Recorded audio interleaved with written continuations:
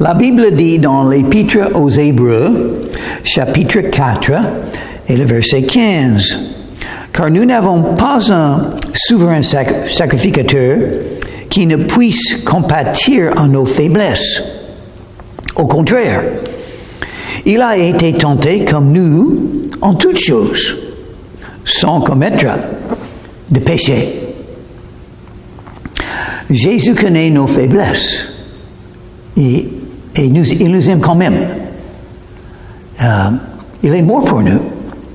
Et Jésus, quand il était sur la terre, a fait une chose que personne d'autre n'a fait. Il n'a jamais péché. Nous sommes tous des pécheurs.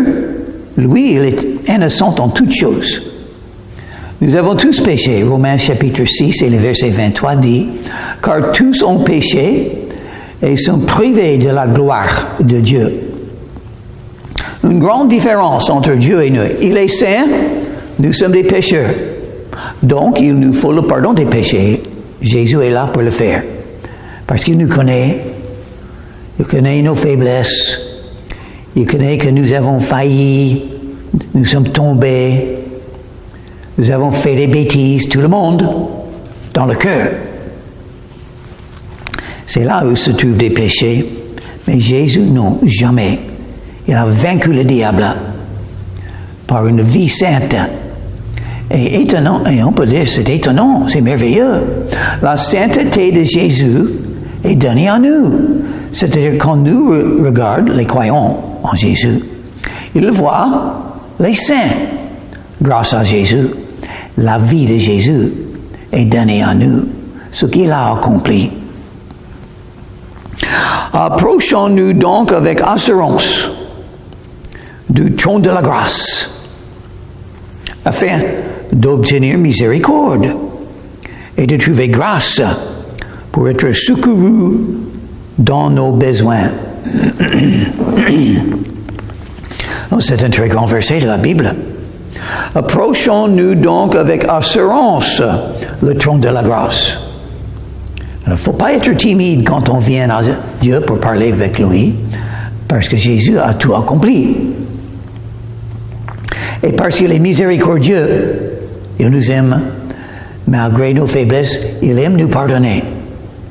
Le trône de la grâce, le trône, c'est-à-dire il a de l'autorité. Dieu peut tout faire. Il fait ce qu'il veut faire, il le fait maintenant, il agit. Il est là, il a tout créé, il soutient ce qu'il a créé, il a un dessein, un plan, il va l'accomplir. Il a un dessein pour votre vie. Il peut l'accomplir si vous avez la sagesse de se confier en lui. Le trône de la grâce. Dieu donne ce qu'on ne mérite pas, c'est la grâce. Nous avons déjà reçu la grâce de Dieu de la part de Jésus quand on a été né de nouveau, sauvé, quand on s'est repenti et on a trouvé le pardon des péchés de la part de Jésus. Quand on a rencontré Jésus ressuscité des morts, on a reçu la grâce. On est sauvé par la grâce. C'est-à-dire, on a la vie éternelle. On a un avenir après la vie. On sera dans le royaume des cieux éternellement. C'est par la grâce de Dieu qui se trouve en Jésus-Christ. Et dans les cieux, c'est appelé ici le trône de la grâce. Parce que Dieu a beaucoup plus de grâce qu'il aime donner aux croyants. Et qu'est-ce que c'est la grâce? Il donne ce que je ne mérite pas. Ah, c'est bien ça. Et il aime donner ce que les hommes ne méritent pas. Et pourquoi nous ne méritons pas? Nous sommes des pécheurs. Nous sommes coupables. Nous ne sommes pas saints selon nos œuvres. Nous sommes saints parfois en Jésus, mais selon nos œuvres, non. Qu'est-ce qu'il nous faut? Et pourquoi approchons-nous le trône de la grâce? Afin d'obtenir miséricorde. Miséricorde. Mais on est déjà croyante. Il a dit nous. L'apôtre Paul, peut-être qu'il a écrit cet épître. Un croyant est pardonné de tous ses péchés, c'est-à-dire nous avons la vie éternelle. C'est-à-dire au jugement, Dieu va nous dire, oh, vos péchés sont pardonnés, vous pouvez entrer dans le royaume des cieux. Mais dans la vie présente, malgré le fait qu'on est sauvé, on est pardonné, dans le sens de jugement qui vient, on est toujours un pécheur. Il n'y a personne qui vit sur la terre qui ne pêche pas. Les croyants sont des pécheurs aussi. Une des raisons de ne pas juger les autres, nous ne sommes pas parfaits, nous sommes tous des pécheurs. Mais le péché, ça coupe la communion avec Jésus. Mais pour toujours suivre Jésus, il faut être pardonné des péchés quotidiens. Pour avoir la paix de Dieu et vivre une vie de paix, ne pas être troublé par une mauvaise conscience, il faut se confesser tous les jours pour rester en communion avec Jésus dans la vie présente. Celui qui est fidèle à suivre Jésus-Christ, c'est celui qui confesse ses péchés tous les jours. Un verset très important à comprendre et à connaître pour un croyant. Comment vivre pour Jésus? Comment persévérer dans la foi? Comment continuer à suivre Jésus jusqu'à la fin de la vie? 1 Jean, chapitre 1 et le verset 9. Si nous confessons nos péchés, il est fidèle et juste pour nous pardonner et nous purifier de toute iniquité. Il est fidèle, pas nous. Et il est fidèle à pardonner, comme on vient de lire, il est miséricordieux. Toujours, toujours, toujours. Si il y a quelques croyants qui ne font pas la confession à Jésus chaque jour, donc ils ne marchent pas en communion avec Jésus, ils s'éloignent de Dieu. Alors, c'est le point principal pour continuer à suivre Jésus. Confessez les péchés. Vous n'avez pas aimé Dieu comme il faut. Vous n'avez pas aimé les voisins comme il faut. Vous n'avez pas aimé les frères et les sœurs en Christ comme il faut. Vous avez peut-être fait quelque chose selon votre volonté au lieu d'être soumis à Jésus. Paul a dit, quand il a vu Jésus sur le chemin envers Damas, Paul a dit, Seigneur, que veux-tu que je fasse? Il faut être toujours comme ça, parce que la chair est là, et les œuvres de la chair sont horribles. Et les croyants ont toujours la chair. Galates chapitre 6, vous pouvez lire les œuvres de la chair. C'est pas belle. C'est horrible. Et les croyants ont la chair. Mais heureusement, Jésus est miséricordieux. On peut être pardonné si nous confessons nos péchés. Confesser, ça veut dire la même chose que Dieu. Et qu'est-ce que c'est ça? C'est la vérité. Que, oui, j'ai péché. Oui, j'ai fait ce qui est mal. J'ai fait ce qui est contre les commandements de Jésus, contre les enseignements de Jésus. J'ai pas prié pour quelque chose comme j'ai dû faire. J'ai fait ma volonté. J'ai aimé d'autres choses. J'ai aimé le monde. J'ai renié le Seigneur peut-être. Pierre l'a fait 3 fois quand Jésus a été livré. Et combien de croyants ont fait la même chose parce que le monde est toujours là. Et le monde dit toujours, il ne faut pas parler de Jésus. Nous allons vous persécuter si vous parlez de Jésus. Et on sait que cette situation est là. Il ne faut pas être timide. Et combien ont toujours obéi le grand commandement de Jésus? Allez dans tout le monde et annoncer l'évangile à toute créature. Qu'est-ce que vous avez fait pour accomplir ce commandement de la part de Jésus? Oh, nous sommes des grands pécheurs. De peur, des soucis. Il faut avoir peur de rien. Nous sommes des croyants. Nous avons Dieu là, qui nous aime, qui nous guide, qui est avec nous, qui nous a donné tant de promesses, afin que nous puissions avoir beaucoup de confiance. Confiance qui va nous pardonner de toute iniquité, afin d'obtenir miséricorde et de trouver grâce pour être secourus dans nos besoins. Une prière qu'on peut toujours prier, j'espère que vous priez cette prière souvent. Au secours, Seigneur! Au secours, encore. Oui, mais j'ai un grand besoin encore aujourd'hui. Aide-moi, Seigneur Jésus. Alors, j'espère que vous reconnaissez la grande promesse que nous avons. Le trône de la grâce, miséricorde et grâce pour tout besoin. Donc, chaque croyant doit être victorieuse, fort, persévérant, plein d'assurance, plein de confiance. Avec une promesse comme ça, il faut simplement invoquer le nom de Dieu dans le nom de Jésus. Et vous pouvez trouver toute la miséricorde qu'il vous faut chaque jour et toute la grâce qu'il vous faut. Oh, j'aime la grâce. Dieu me donne ce que je ne mérite pas. Je ne mérite rien du tout. J'ai 75 ans maintenant. Qu'est-ce que je mérite? Rien. Moins que rien. Mais la Bible dit que, Dieu a la grâce. J'aimerais bien avoir la grâce comme ça, parce que c'est exactement ce qu'il me faut. Chapitre 5. En effet, tout souverain sacrificateur pris du milieu des hommes est établi pour les hommes dans le service de Dieu, afin de présenter des offrandes et des sacrifices pour les péchés.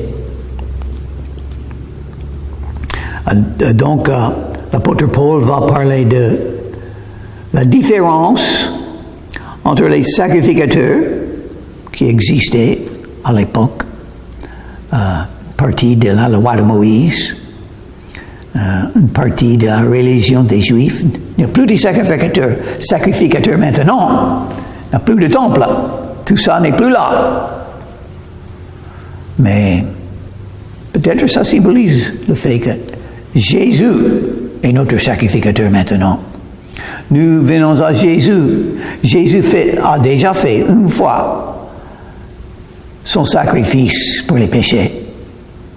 Et l'Épître aux Hébreux va beaucoup parler de Jésus, notre sacrificateur. Pas selon la loi de Moïse, mais notre sacrificateur selon l'exemple de Melchizedek.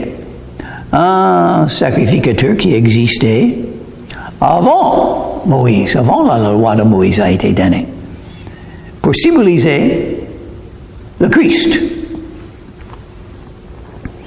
Il peut avoir de la compréhension pour les ignorants et les égarés, puisque la faiblesse est aussi son partage. Un problème avec les sacrificateurs sous la loi de Moïse, ils étaient des êtres humains. Ils étaient des pécheurs. Il nous faut un sacrificateur parfait. Et nous l'avons en Jésus. Et c'est à cause de cette faiblesse qu'il doit offrir des sacrifices pour ses propres péchés, comme pour ceux du peuple. Nul ne s'attribue cette dignité s'il n'est appelé de Dieu, comme le fut Aaron. Aaron était le premier des sacrificateurs sous la loi de Moïse. Et tous les autres sacrificateurs ont été dans le lignage, la généalogie d'Aaron. C'était un choix de Dieu. Intéressant. Oui, Dieu a un appel pour chacun. Qu'est-ce que c'est votre appel? Dieu a une œuvre pour vous à faire. Peut-être restez là en attendant le retour de Jésus. Peut-être une œuvre de prière. Priez pour tous, pour les non-croyants, pour les croyants, afin qu'ils puissent croître dans la foi, pour les chefs de pays, pour les patrons, pour les voisins, pour les coéquipiers. Ah oui, on peut beaucoup prier, n'est-ce pas? Il y a beaucoup de besoins. Peut-être votre œuvre serait une œuvre de prière. Peut-être vous aurez le meilleur des dons. Et c'est l'amour. Peut-être c'est votre appel d'aimer les autres. Avec le don d'amour, oh, ça serait bien. Ça va encourager beaucoup de gens à mieux faire pour Jésus. Peut-être vous aurez le don de prophétiser. Les hommes ou les femmes peuvent aimer, n'est-ce pas? Les hommes ou les femmes peuvent prophétiser. Ça dépend du don que Dieu vous a donné. J'espère que vous connaissez le don que Jésus vous a donné. Sinon, il va révéler quand il est temps. Il faut simplement continuer à suivre Jésus-Christ. Et quand le jour vienne, pour vous le dire, vous saurez quel don d'esprit vous avez. Peut-être plus qu'un. Et Christ ne s'est pas non plus attribué la gloire de devenir souverain sacrificateur, mais il la tient de celui qui lui a dit. Quand Jésus est venu dans le monde, il vivait comme un être humain, guidé par le Saint-Esprit, soumis à la volonté de Dieu, suivant le dessein de Dieu pour sa vie. C'est la raison qu'il était un sacrificateur, appelé à faire être ça. On va citer de l'Ancien Testament. « Tu es mon fils, je t'ai engendré aujourd'hui. » Ça parle de quoi? La naissance de Jésus, quand il a été donné un corps humain. Dans ce sens-là, Dieu est le Père de Jésus. Jésus existait avant sa naissance de Marie. Oui, c'est évident, c'est clair. Par exemple, l'Évangile selon Jean, chapitre 1, le verset 1. Au commencement était la parole, et la parole était avec Dieu, et la parole était Dieu. La vie de Jésus, le commencement de la vie de Jésus n'était pas sa naissance par Marie. Ça, c'est seulement le moyen qu'il est venu dans le monde. Mais Jésus existait avant. Il était là, à la création. Le Père, le Fils et le Saint-Esprit. Dieu est un. Et il se manifeste dans 3 personnes. Le Père, le Fils et le Saint-Esprit. Jésus est le Fils de Dieu dans 2 sens. Premièrement, et plus que toute autre chose, la relation entre le Père et le Fils, la relation. Une relation d'un père avec un fils. Alors c'est très important, cette relation. Alors j'espère que vous comprenez. C'est intéressant, Jésus nous a dit de prier en Matthieu chapitre 6 et le verset 9. Notre Père qui est dans les cieux. Notre Père. Jésus voulait partager cette relation qu'il avait avec Dieu le Père. Qu'est-ce que c'est un Père? Quelqu'un qui vous aime. Quelqu'un qui vous instruit. Quelqu'un qui vous aide. Quelqu'un qui vous protège. Dieu, le Père. Intéressant, n'est-ce pas? Comme il dit encore ailleurs, tu es sacrificateur pour toujours, selon l'ordre de Melchizedek. C'est dit dans les psaumes, qui parle de Messie, en prophétie. Jésus est un sacrificateur, pas selon la loi de Moïse, mais après l'exemple de Melchizedek, qui vivait pendant le temps d'Abraham, avant, beaucoup d'années avant la loi de Moïse. Verset 7. C'est lui qui, dans les jours de sa chair, a présenté avec de grands cris et avec larmes des prières et des supplications à celui qui pouvait le sauver de la mort, et il a été exaucé à cause de sa piété. Il a appris, bien qu'il soit fils, l'obéissance par les choses qu'il a souffertes.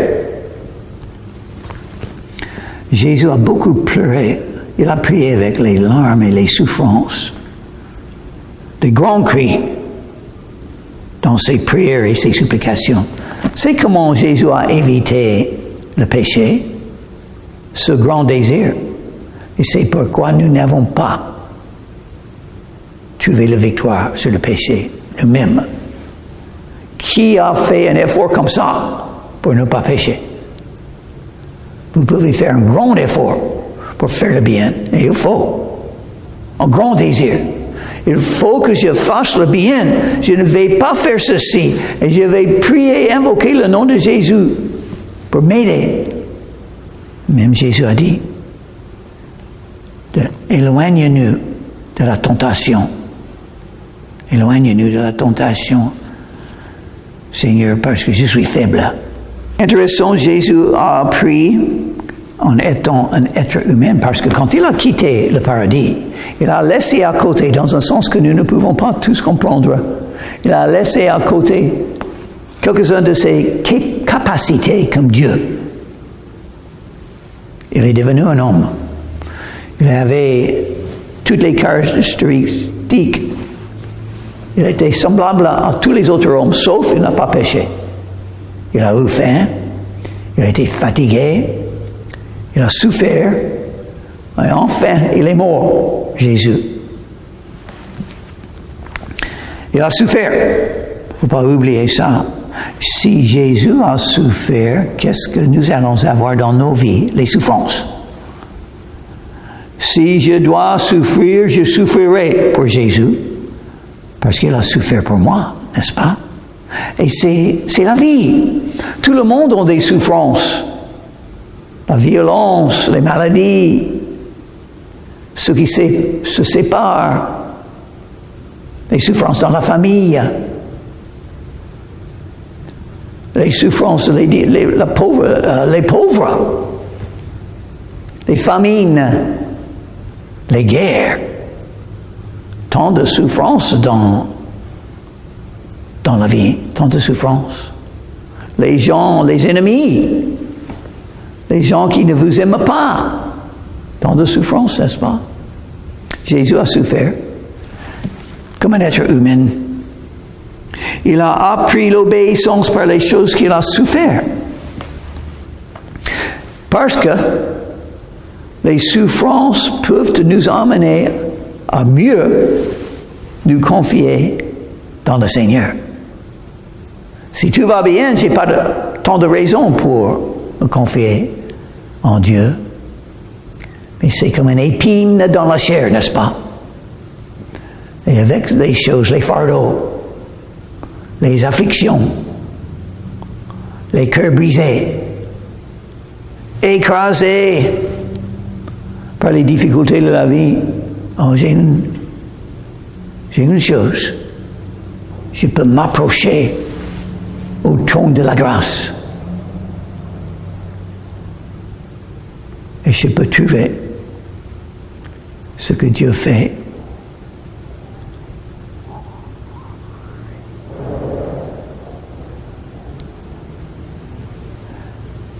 Alors, peut-être vous n'avez pas encore eu une vie comme ça. Vous pouvez venir à Jésus et croître dans la foi après rencontrer Jésus. Mais premièrement, il faut le rencontrer. Il faut trouver le pardon de péché, la vie éternelle et gagner Jésus comme votre sauveur. Et qu'est-ce que Jésus a dit? Qu'est-ce que la Bible dit? Romains chapitre 10 et le verset 13.